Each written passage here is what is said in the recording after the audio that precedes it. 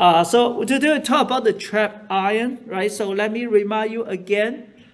This is the map you always want to check against, right? If you want to have a quantum computer, you want to check again where first you need to have a well-characterized qubit, two level, 0 and 1, right? You want to have enough enharmonicity so you don't easily leak the information to another Hilbert space, right?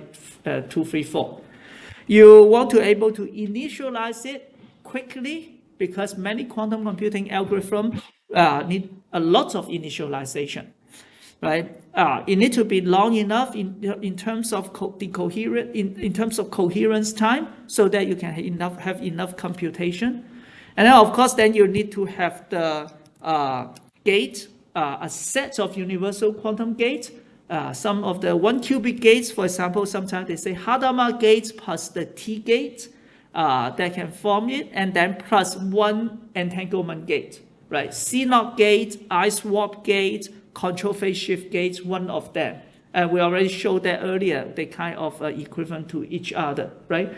This becomes universal. It's not exactly universal, but it's just saying that with enough or a reasonable number of these gates, you can approximate any operation that you want, okay? And finally, you should be able to measure them, particularly individually. Is that like you don't want to collapse all the qubits when you do a measurement. This is important for some algorithm, right? So we went through this in our spin qubit, 0 and 1, spin up, spin down. Initialization, we talk about this spin to charge conversion initialization, right? Readout, we did that, spin to charge conversion also. And the coherence time, that is pretty okay. And then we have the single set of qubit gates, right? We have the 1 qubit, we showed we can do rapid oscillation. We can rotate about any axis just by applying the appropriate magnetic field. We also have 2 qubit gates. At that time, we showed that we can create a control phase shift gate, right? So that you can implement a control NOT gate. Similarly, we did that for the superconducting qubit, right?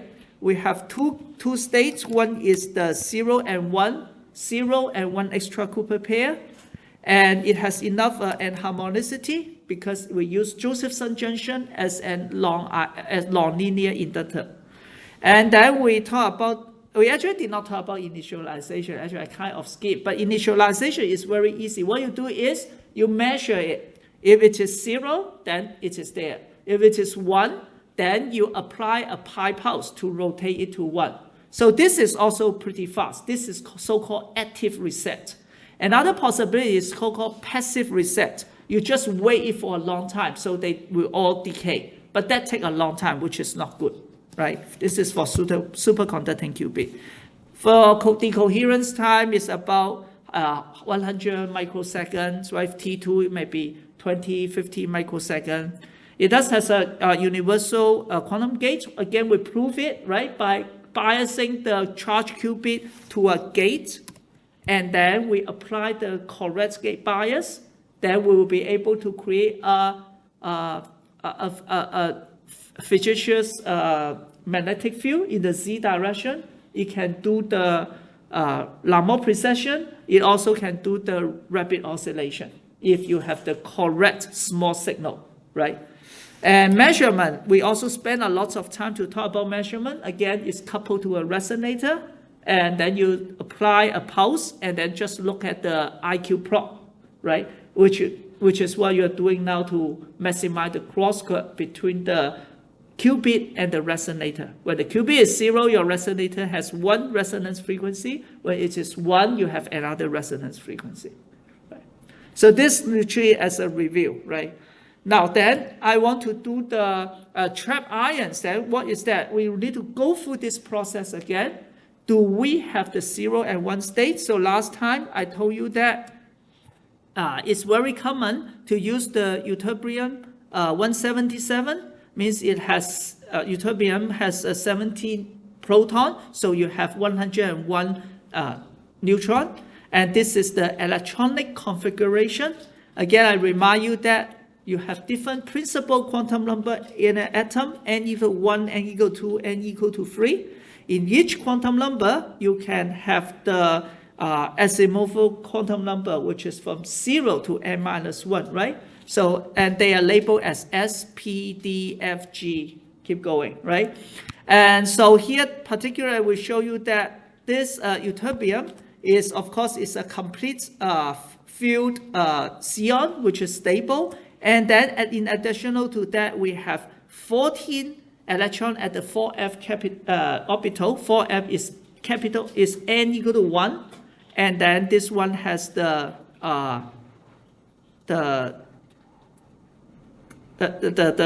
azimuthal quantum number, which is what? 0, 1, 2, 3, right? No, equal to 3, right?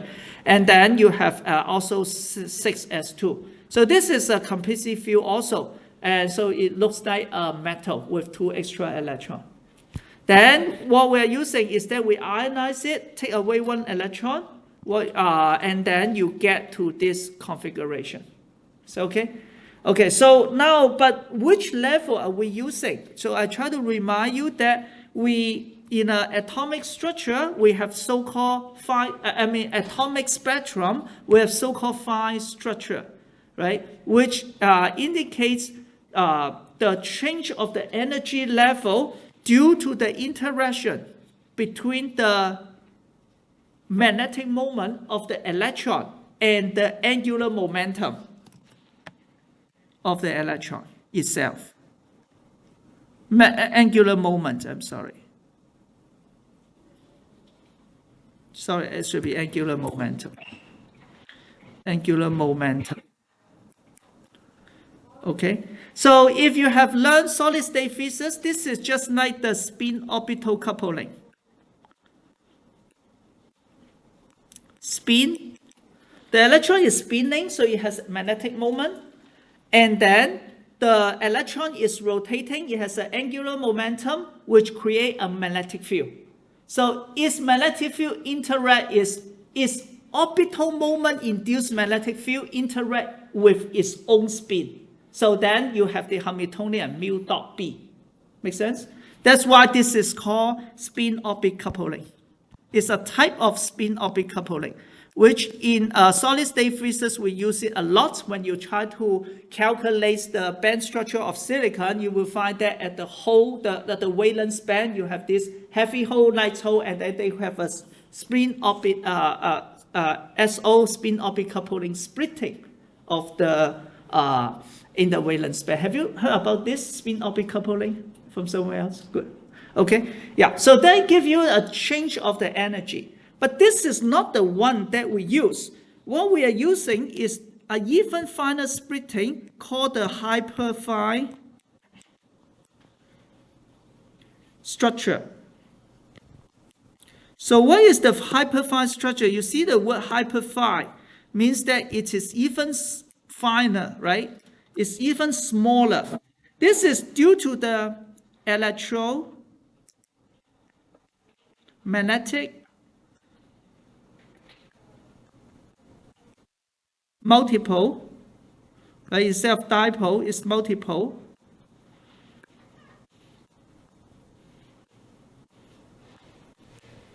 Interaction between the nucleus and electron cloud. So if you look at the spin-orbital coupling, is the spin, the magnetic moment of the electron interact with the angular momentum, right, of the magnetic field induced by the angular momentum of the electron. Here it is the multiple of the nucleus. So the nucleus has a multiple due to the itself, and then it interact with the magnetic cloud. So this is like this. The magnetic moment of the nucleus. Yeah. What is electromagnetic module? So instead of dipole, you can have quadrupole. something like that. So they have, yeah, so that's the meaning of multiple. It's not just when you do the Taylor expansion on what's the equation? What's the equation? The Coulomb charge, right? Q times Q divided by R squared. So eventually you can get that one. So this is the magnetic moment of the dipole versus the magnetic field generated by the electron cloud. Okay, maybe it's I also did not go into detail myself, but basically the most important message is here is the interaction of the nucleus and the electron that causes the energy level of the electron shift. Okay, so just want you to be aware of this. And that is the reason why we have odd number of proton and neutron, because you do need to have the spin in the nucleus. You cannot find an element that has zero spin. So here you have odd number of them, then you have integers, non-zero spin, right? So that is the first thing I want to talk about. Let me continue to talk about a little bit more. So now you understand the structure. I have the iron, which has the one electron in the 6s orbital, and also because of its interaction with the nucleus, this is a whole system, it shifts the level of this atom, of this electron, right? That is one thing. Second thing, I just want to remind you some of the so-called term symbol. We won't go into deep again, but this is the term. You can Google to learn more, right? And you always see this when you see the trapped ion, so that's why it's good to talk about the term symbol. Is like this. It talk about the total. It talk about the total spin of the system. Which is, where's the total spin? Which should be J. Yeah, total spin should be J with the angular momentum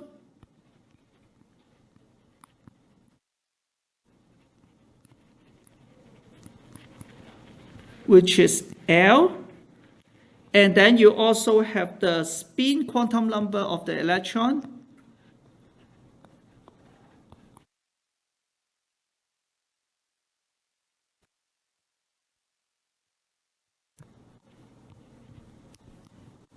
which is S, right?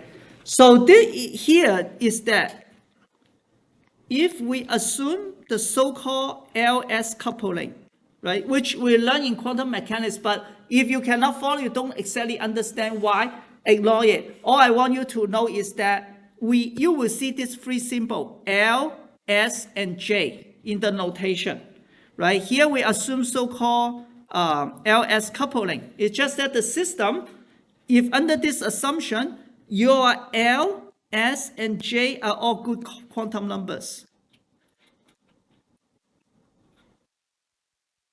Okay, so it means you can describe the system by telling what is its L, what is S, and what it is J, right?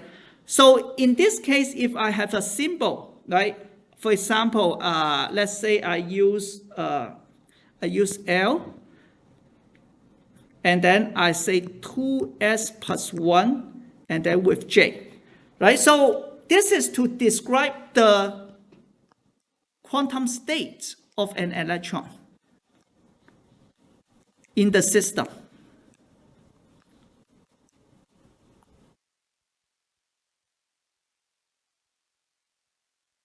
So what does it mean? The S basically is saying that what is the spin quantum number?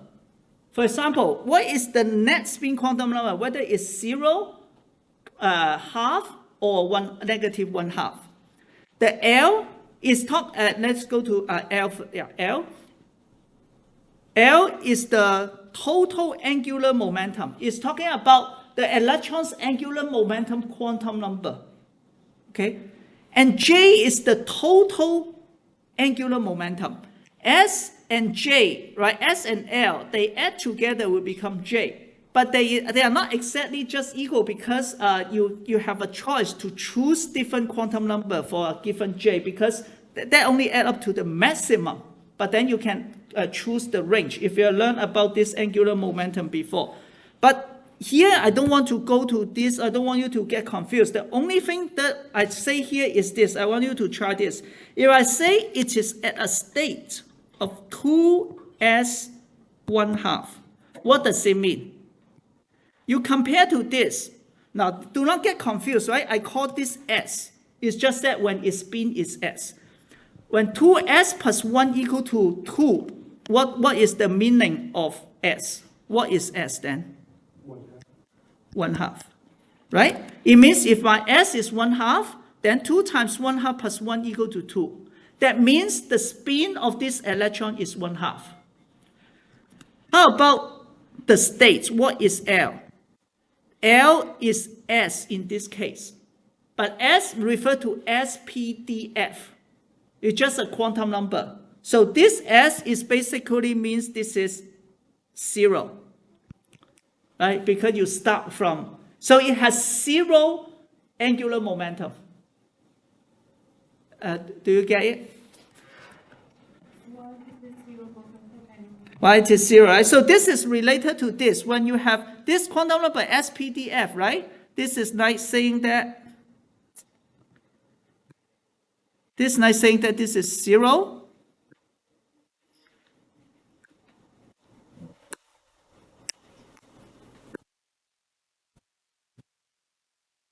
This is 0, 1, 2, 3, 4. This is the azimuthal quantum number, right? Am I right? Yeah, right? So for example, remember that for n, for example, n equal to 2, this is the third principal quantum number. Then your L can go from 0, 1, 0 and 1, right? You can go from 0 and 1. And we call 0 as 1p, SPDF, right? Now, this is, of course, not the orbital of hydrogen, right? But it shared a similar terminology because this one actually determines the angular momentum of the electron. For example, when you are on the s orbital, your angular momentum is 0. And p orbital, then you have a certain angular momentum, right? So, I'm saying something wrong. Is this L? Do I call it L? When you label them J, L, L, S, so which one are you calling? Is J is total angular, and then L is orbital? Yeah, L is Okay. orbital. But Then right. But I think I got lost from the. Yeah, I'm right. And then what's the third number? Magnetic quantum number, right? You go from MS, right? Yeah, the front, and you call it M, right? Yeah. Which is from negative L to L, right? Correct? Yeah. So I'm right. Yeah. So kind of, right? So do you get it? And this is just project, right, in different direction. Like what he said, you only see the difference when you have a magnetic field, which change the anisotropy of the universe, right? So, yeah. So this is what we have, so-called L. Here I put the capital L. You have the similar thing. You can have SPDF. But when you say S, you're basically saying the quantum number is 0, like this case. S 0, P1. Is that okay? So is there a little s that corresponds to a particular shell, and then there's a big S that represents just spin momentum in general? Yeah, when you have this coupling between the spin and also the angular momentum. So that when it's a big L and a big S, you're saying momentum spin momentum? No, sorry. This S is not this S. When big L equal big S, it means the L has a value equal to 0 as the quantum number. The angular momentum is 0. It basically saying that it's symmetric, is 0. No angular momentum when you look at the electron wave function. Do I answer your question or no? Well, it's the same word, so is L orbital momentum or is L angular? Yes, Because it's the same, right? the orbital angular. Yeah, because J would orbital. be- Oh, yeah. Right, You're that's right. what I'm Yeah. saying. That's what I mean. Yes, this is the orbital. So maybe I'm not clear here.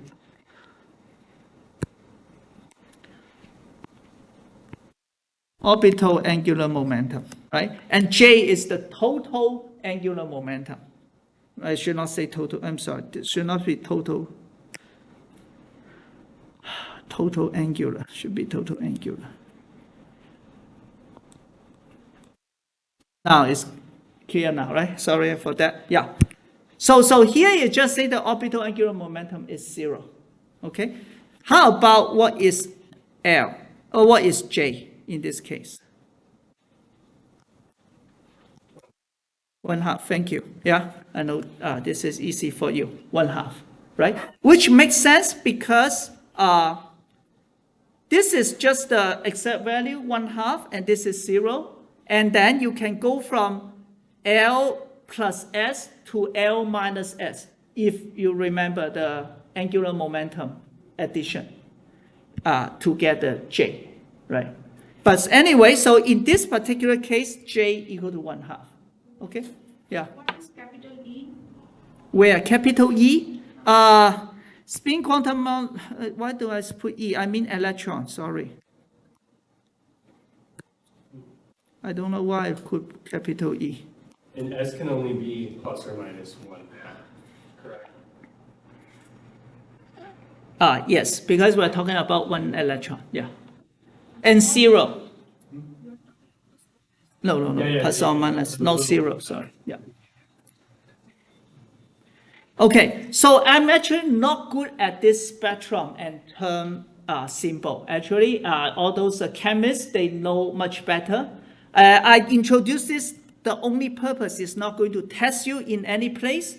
The purpose is to tell you this is called term symbol, and you will see that they use this to describe different energy level. If you want to dig deeper, you can go into that. But at least from here, you will be able to understand something. For example, let me give one more example. What is 2p12? It means the spin is what? When I have 2p12 spin. Look at this. It means S equals to what? What S will give me 2?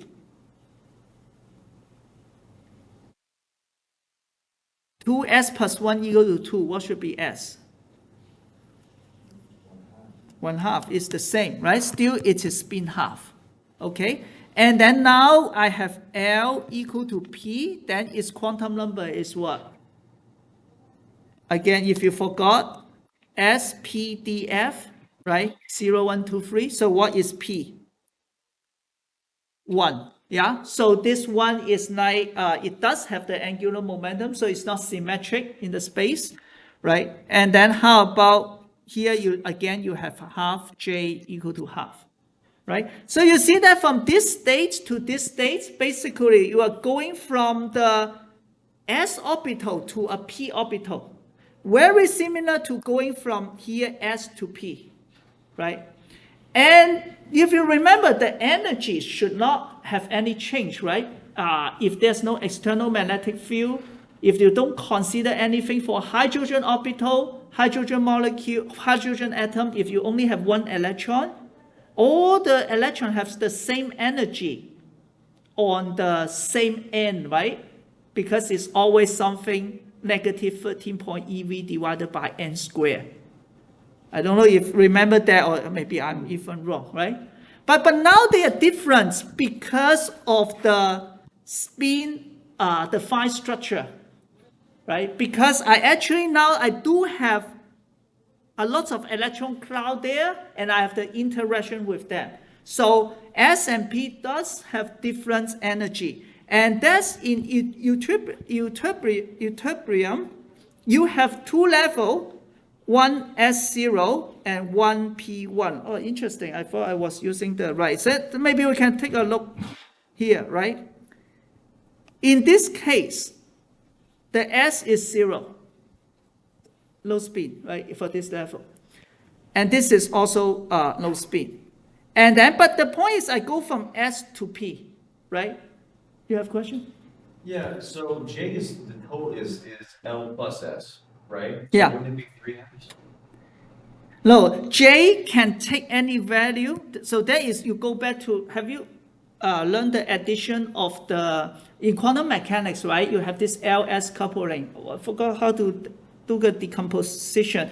You have this spin, and then you have the angular momentum, and then then you do LS coupling. I kind of forgot, but the point is that the range is going to be, what is that? S minus L all the way to S plus L. This is the range that it can take.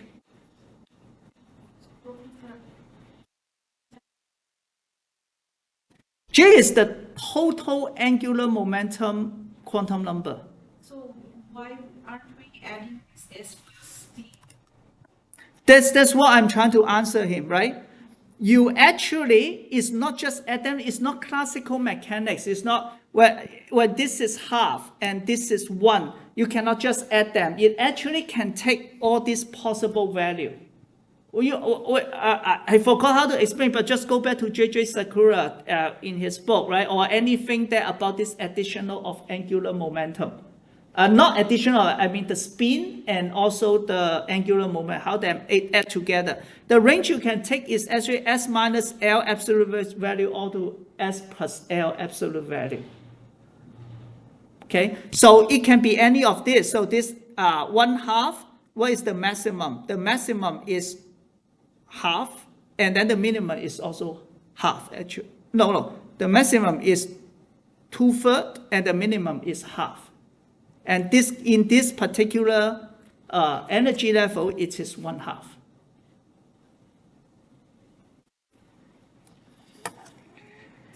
Okay.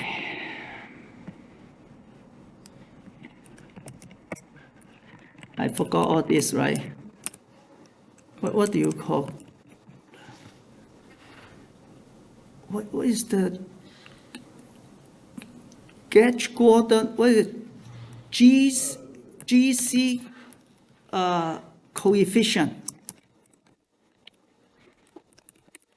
right? I forgot the, Gauge-Gordon coefficient, right?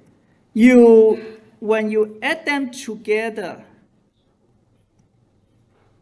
right? The reason is that I have, this is the addition of, maybe this is actually 2 electrons, but you have 2 systems. When you add them together, you can, still describe it as a tensor product, but actually a better quantum number if you do this. I think here it has the coupling, right? Or no?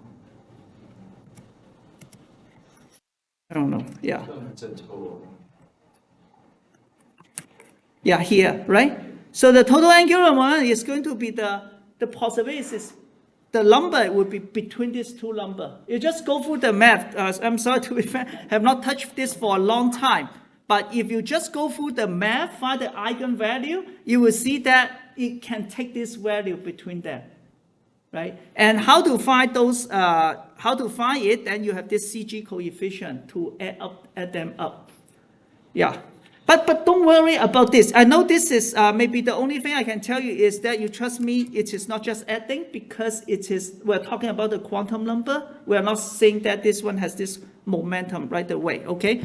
And again, I did not explain it well, but the most important thing I want you to take home is that you understand, you don't get scared when you see this symbol. At least you know that one refers to the spin, one refers to the orbital angular momentum, and one refers to the total angular momentum. And the math is there if you just go through carefully. But I hope you understand now, then that's why when this atom, right, it turns out to have this ground level, and then 399 nanometer, this is the wavelength, so the energy between them is h bar, or I can just say h of course, let me write h bar omega, which is just hf, which is just hc divided by lambda. You plug in the lambda, this is the energy. Of course, this is pretty close to our visible light, right? This is like what, about blue or violet, 400 nanometer, which means this is actually a very huge frequency. It's talking about hundred of terahertz, maybe. What is the, this one, right? We can quickly do a computation for what? For let's say 1 micron, right? 1 micron is 10 to the power negative 6 meter, right? And you times the frequency, you equal to 3 times 10 to power 8. So the frequency is in the order of 3 times 10 to power 6, 14. So it's very close to 1,000 terahertz, right? 1 terahertz is 10 to the power 12. And 1,000 terahertz, right? But our quantum computer is working at gigahertz, right? So luckily, we are not relying on these two levels, okay? But here you're just saying that, okay, now, I want to create the ytterbium ion. What does it do? So in the system, they are going to first vaporize the ytterbium atom, and then shine the laser of this pulse. Put 1 electron to here. And shine more laser of this pulse. Bring this electron to the vacuum. So ionize it. Then you get this 171 ytterbium ion. This is the one we are going to use as a qubit. Now, but this 2 level, we further have this hyperfine structure. This is hyperfine, which use F to denote it, right? It can be either 0 or 1. So each level further split because of the nucleus and electron interaction. Okay? But that is okay. We don't need to go to detail. But the point is that this is the qubit state. And later you find that this is in the order of gigahertz or 100 megahertz, right? So the bottom one is 0, the top is 1. Okay, so this answers the first question. Do we have a good state? This is the state we have, 0 and 1. And this is the trap ion, right? This is the qubit state. Any question? Yeah. State 0, states, these are actually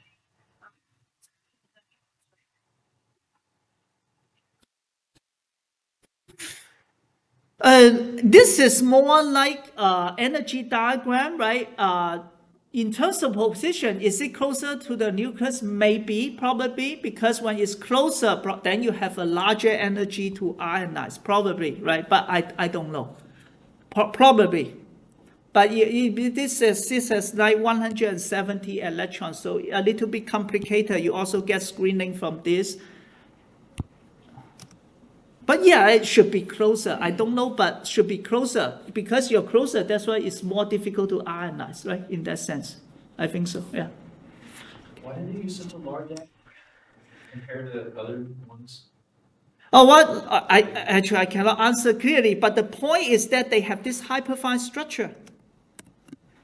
If you, maybe, I think other atom probably has this hyperfine structure. First, I want iron, right? In order to get iron, it needs to be here, or this part, right? This, not iron, metal. I mean, 2s, right? Then I want iron, then I want a metal, then I can ionize it to have 1 electron, right? So this part is probably what we want.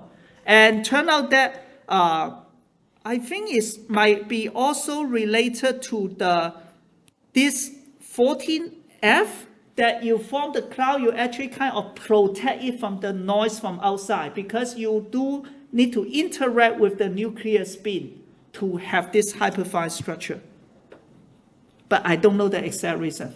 Yeah, but turn out this is the best that they pick up. And this is used by which company? IonQ. Yeah, they use this one. Okay.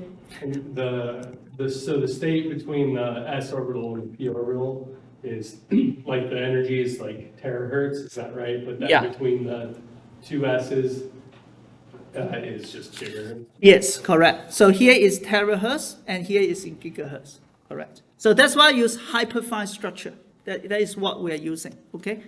Okay, so we know what is the state now. Now we need to start see how we manipulate it, how we trap the ion, right? So let's look at on the left. This is from Foot's book. This book is like almost tell you everything about the basics about the trap ion technology, because although it's atomic physics, but as I said, the whole quantum computer basically is just an atomic physics lab in a small scale, right? So let's think about this: how they trap the ion. If I have two positive charge, and I have put an electron here. And definitely, this is pretty stable, right? Because on the top is positive, on the bottom is positive. So vertically, it is stable. It's just pulling me away.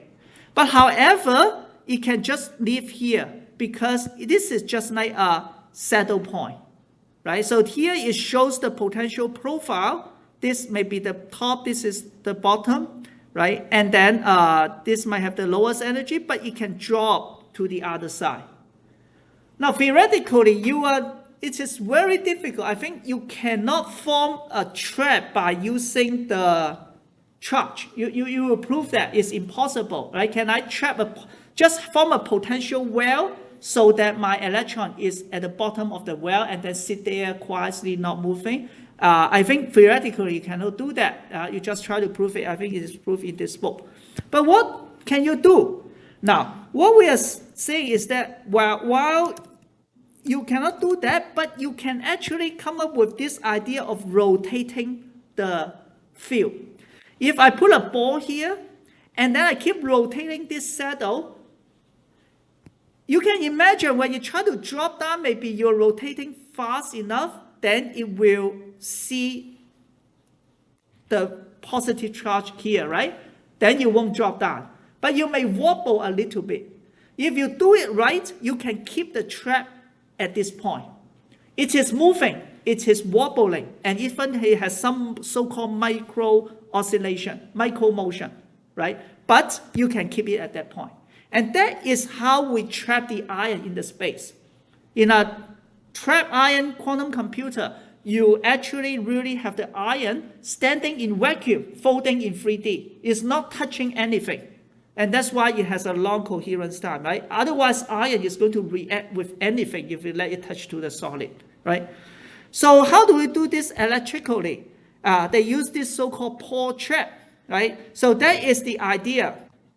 We don't rotate. All we need to do is we have 4 electrodes. Top and bottom are plus, left and right are minus. So I put the charge here, right?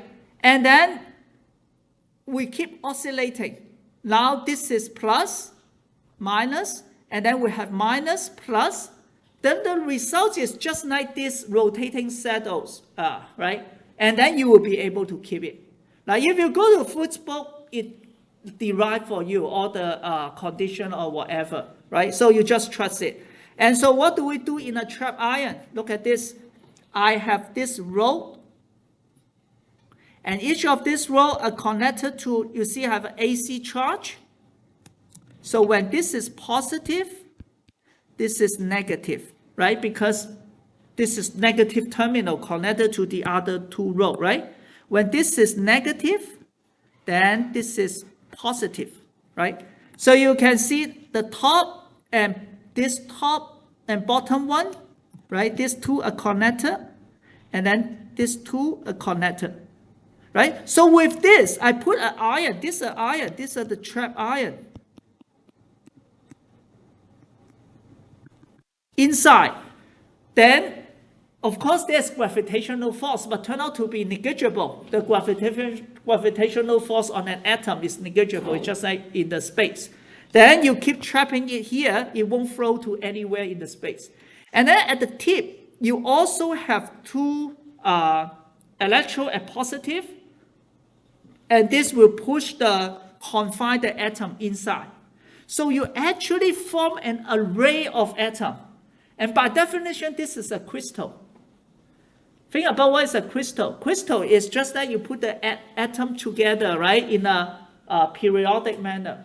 If you do this here, you will be able to say put 10, 20 atoms periodically, right? And this is a one-dimensional crystal. And this is useful. Later we use it for a 2-qubit gate operation, right, of this crystal. But this is how we trap it. Is this okay? Any question? Professor, so first you said it was iron.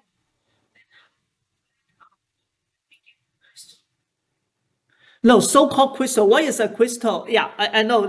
It's a charge. You can think of charged crystal. Crystal is just an array of atoms, right? Regular, right? Yeah, but now it's an array of iron. Yeah, you are right. There's still iron, but you can imagine it's just a crystal with less electron deficits.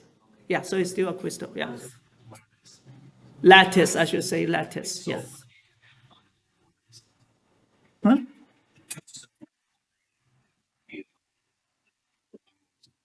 So, Oh yeah. Of course. Yeah, you iron, but then you cover by sea of electron. Yeah.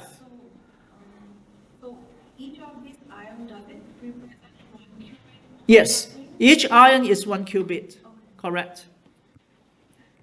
Okay, so let's study a little bit about the math. I just again not important. I don't want to test this in the exam, but it's good to have an appreciation, right? If you look at the saddle, right, you can model it as a z equals to k over 2 x dash square plus y dash square.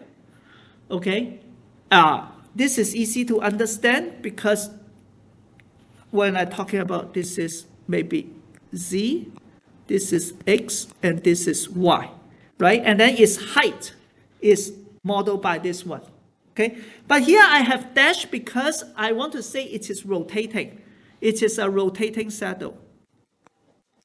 So if it's rotating, then I'm in the frame of this saddle. So you in your left frame, you have x dash equals to r cosine omega t plus r sine omega t. Right? So it's rotating in a capital omega. Just let you appreciate what it is like. Now, for a Pauli trap, it has a similar form. Okay, if you use a Pauli trap, then the potential phi is phi naught. I just copied from the textbook. Right? They have a nice derivation, but we just try to appreciate the final form. It is like this. X squared minus y squared. Okay, and if you solve all the solution, right, you cannot solve here because I did not give you all the complete information. But the solution, right, I just want to see how it moves, is that x equal to x naught cosine a tau times 1 plus b cosine 2 tau, where tau is omega t divided by 2. First, I have this omega, right? Omega is the rotating saddle. In our case, is the frequency of the AC signal we apply to it, right? But the solution is this. Then why we want to talk about this? I just want you to know that A, you see that A times something. A is the angular frequency of the overall motion. So on top of here, it tries to from Wikipedia, it tries to show you how the trap ion move. It's not stationary; it is moving along this blue line very fast. But overall, it is rotating with a frequency along there, so it's wobbling. It's not a big movement, it's about the trap where it is trapped, right? And this is the angular frequency, I think, of this yellow line. At the same time, you have this B term. This B term actually is a fast moving one, okay? Which is called, this is a fast oscillation. right? Which sometimes people call it micro motion.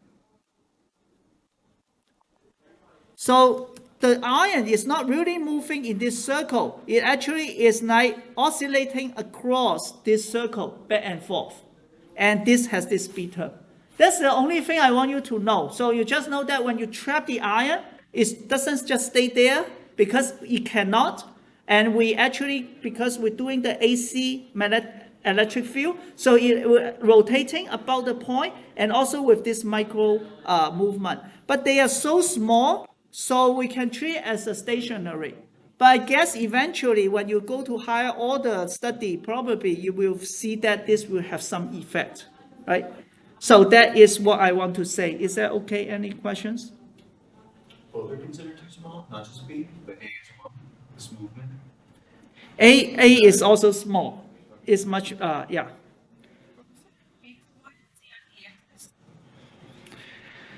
Yeah, so X, Y, and Z is referring to the saddle only. This guy. Oh, Yeah, only. Just as an analogy. But now here is no X, Y, Z. Okay, yeah. This has X, Y, Z. This is X, this is Y. Okay, it's referring this field, how it works. Okay, yeah. Okay, now there's an example, right? So here from Wiki, right? This is one ion. This trap 2 ions, 3 ions, 6 ions. So you trap it there. Now, I just want to see it for ion trap. The good thing is it's very easy to do swap gate because all you need to do just move them around, right? Because originally, let's say this state might be alpha for this state might be alpha 1, beta 1, right? This guy is an alpha state for the, not beta 1, beta 2. The second electron, second ion in the beta state, right? All I need to just swap them, then it becomes beta 1, alpha 2, because I label the 1 and 2 based on their location, right? Later when do any operation, this is qubit 1, this is qubit 2. I swap them, then I'm done, right? So this is the interesting thing. So that's why we call it, it has a full connectivity. I can swap them easily. Or we did not discuss how to swap them, but you just use laser and then just, not laser, I mean electrostatic potential, right, to swap them. That is easy, right? Here refer to one of the computer that IBM Q has that open to the public. Here it has 7 qubits. You see it has some connectivity. I cannot swap 0 and 6 directly. And that is very simple because you already know that all these qubits are Josephson junction. I lay out them in certain way. 0 and 6 is really far away. Unless I find a method to swap them that have some special circuit to swap them, usually you can only swap those next to you. So if I want to swap 0s and 6, what should I do? Swap 0 and 1 first, and then with 3, with 5, with 6, and then just swap back, right? How do I do it? I need to do many times, right? Maybe I should say just 0 and 2 is easier. Swap 0 and 1, and then swap 0 and 2, and then swap this one back, right? And then I can swap 0 and 2 without touching 1. So I need to implement the swap gate in this way, right? But this is very easy in this sense, right? That's ion traps. Just want to show you, so I hope you have the idea. Now, so you have the ion, right? You know how to trap it. But actually, we should also discuss the so-called laser cooling. In ion trap quantum computer, everything can be at room temperature, except the ion. You need to make it really, really cold, right? We can cool it to micro Kelvin, or let me just say less than 1 millikelvin, right? Maybe 100 microkelvin or less, right? Less than millikelvin. How do we cool the ion? We use the so-called laser cooling. And what is laser cooling? How do we do it? We use the so-called Doppler cooling. My God, I forgot how to spell. Doppler cooling, right? So how does it work? Before we understand this, let's look at the states again. We already seen this state before. I think I had hypo here in my, that's why I got, oh, it's correct, sorry. So I thought I have typo. This is correct, right? This is for the atom. That's why it's 1p1 and 1s2. Okay, it's different. So I don't have typo. So what do we do? How do we do the laser cooling? We rely on this. We try to excite it from the S21 state to the SP half state, 2S half state to 2P half the state by let it absorbing and photon. Then we'll be able to cool it. Why we can cool it? This is the idea. When I have this ion here, right, it is moving. It is moving at very high velocity. Let's say it's moving towards the photon. And I shine the laser. This is photon. Okay? Then what will happen? It is going to absorb the photon. Then maybe will become a higher energy, right? Excited ion. Is that okay? But later, it's going to decay. Right? So it's going to emit the photon again. Right? But when you emit photon, you lost the memory. It can emit to any direction. So any direction.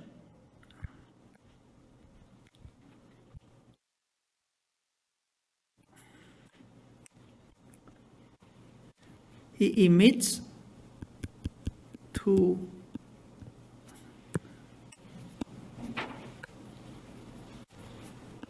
any direction. Okay, so if you emit to any direction, let's say if it still emits to this direction, then my ion still have a velocity going to the left, right? My momentum doesn't change. But if it emits to this direction, to conserve the momentum, I should have less momentum going to the left, right? Because the total momentum, let me call this P1, P2, right? The total momentum equals to P1 plus P2, right? Now, if I emit still to this direction, the total momentum should still be P1 plus P2, right? Then now this one will continue moving as P2 dash. This will be P1 dash. I still have P1 dash plus P2 dash equal to the original total momentum, which is P1 plus P2. If my P1 dash is the same as P1, then my P2 dash will be the same as P2. I just keep going. But if my P1 dash turn out to emitting to this direction, then my P2 dash needs to be smaller. Make sense? And so I have half of the chance, right? Or on average, if I do this many times, my velocity will keep going slower, right? So the first time, maybe I don't gain anything. I still keep the same momentum. Second time, I absorb again. This time, I emit to other direction. Then my momentum reduce, right? Next time, I may reduce a little bit more. So eventually, my momentum will keep going down and going down, right? Because I emit it in all directions. And when an atom is not moving, what is its temperature? Reduce. Because remember, what is the meaning of the temperature of an atom? The temperature is half, let's even don't do half. I don't always get this coefficient wrong. KT proportional to mv squared. Now if my velocity is smaller, my t is smaller and smaller. And that is the laser cooling, the effect, how we do laser cooling. I think one of the key things though, right, is that photon that you're shooting at it is detuned slightly from the transition. No, I have not, good point, right? So I will talk about that, yes. Now we are just assuming it absorbed. So this part is not Doppler cooling yet, okay? Now we do the Doppler cooling, that's what he said, right? So how do we, so now, yes, very good. You are going very far away, right? So now we'll talk about Doppler cooling. So what do? We are going to detune it as what he said. Now, in order to absorb this light, this is the photon, okay? And then my ion is going to there. They see each other, so there will be a blue shift. Blue shift means that the photon looks like to have a larger energy, right? So I need a smaller energy photon.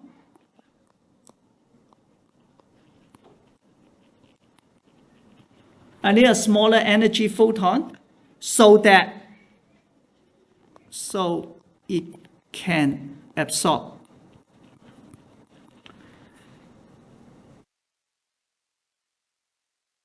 Okay, but if you are moving away,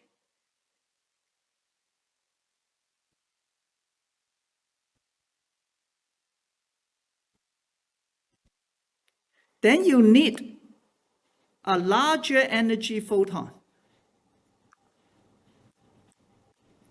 so it can absorb, right? Because due to the redshift, right? So by doing this, that is like what he said, right? So we use smaller energy means redshift photon, right? So we use redshift photon. But by the way, do you understand what's going why? Right? It's just like when your source is approaching you, you hear a higher pitch. When the train is approaching you, you hear high pitch, right? That's the Doppler effect, right? That's how the police detect your car, by using the Doppler shift, right? So because the photon is approaching the ion, so appearance to the ion, it has a higher energy. So I use a lower energy photon, it will have enough energy to get absorbed to have this transition, right? So that photon is redshift photon, means lower energy, but it appears to me it's blue shift, so it has a higher energy than what it actually has, right? So we use redshift photon, right, to so that you will to cool down, right? To slow down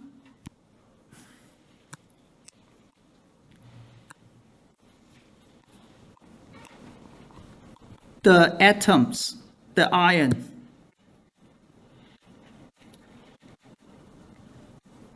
Moving to the left. Yeah, so just now I show you that when I move the here, right? And when I move the atom, ion towards the photon, it will slow down because of this emission. It go to various direction, right? So this one is going to slow down, right? But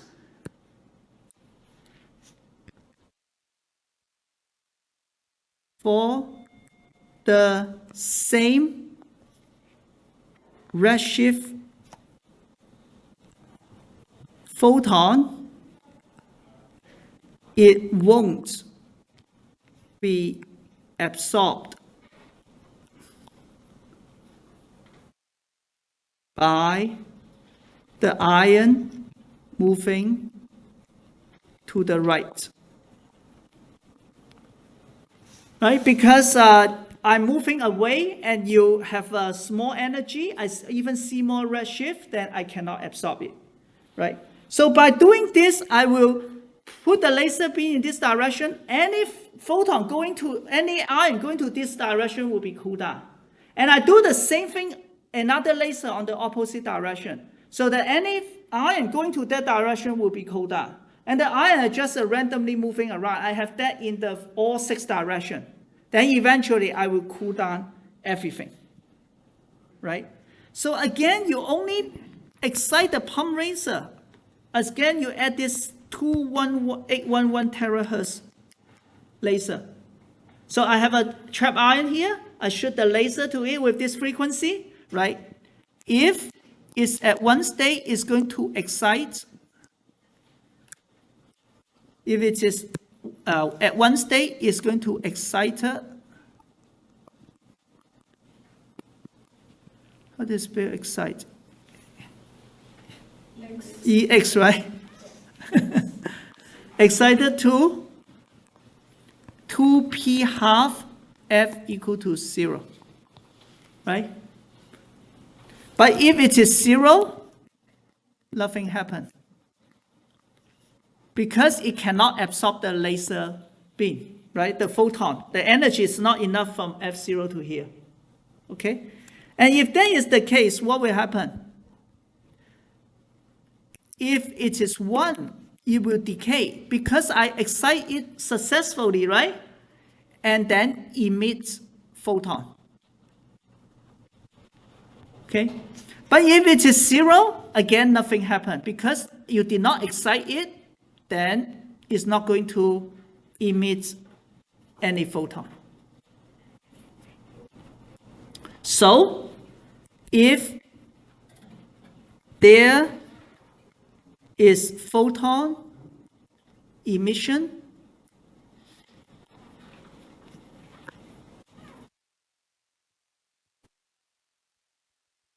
then it must be state 1. If there's no photon emission, it is state 0. So you've got to have that setup covered with cameras then, right? Because it can go everywhere. Yeah, I don't know the detail. And also, looks like, maybe I'm wrong, but this technology, you might need to run a few times of the quantum algorithm and measure a few times. So this is what they will say. They will do a plot like this, right? It's unlike in our superconducting qubit, we do the IQ plot, right, with the quadrature in phase component. It's going to find out the number of photon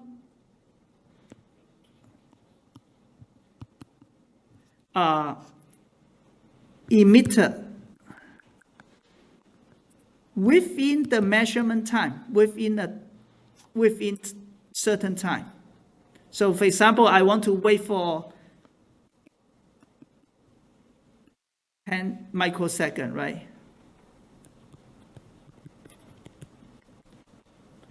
You might see a distribution like this. Then this is the 0 state. And then you might see a distribution like this. Then this is the 1 state. Okay? So you just, again, you have the ion here, right? You really can see just a classical 1 point, 2 point. And then you try to see if this ion is emitting photon when I shine this 811 terahertz pulse to it. If it is 1 state, I successfully excited it, then it's going to decay and emit photon.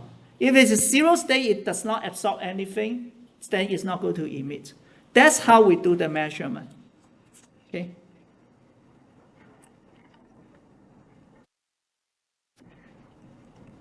So maybe I will stop here. I know I'm slow, but it's good to do this. And next time we will talk about the 1 qubit and 2 qubit gates. It can be pretty fast. There are some math. And then we have photonics and error correction. Yeah, we still have 3 classes. But don't worry too much about the equation. I don't expect you to memorize the equation or the term symbol. Right? Okay, so let's stop here.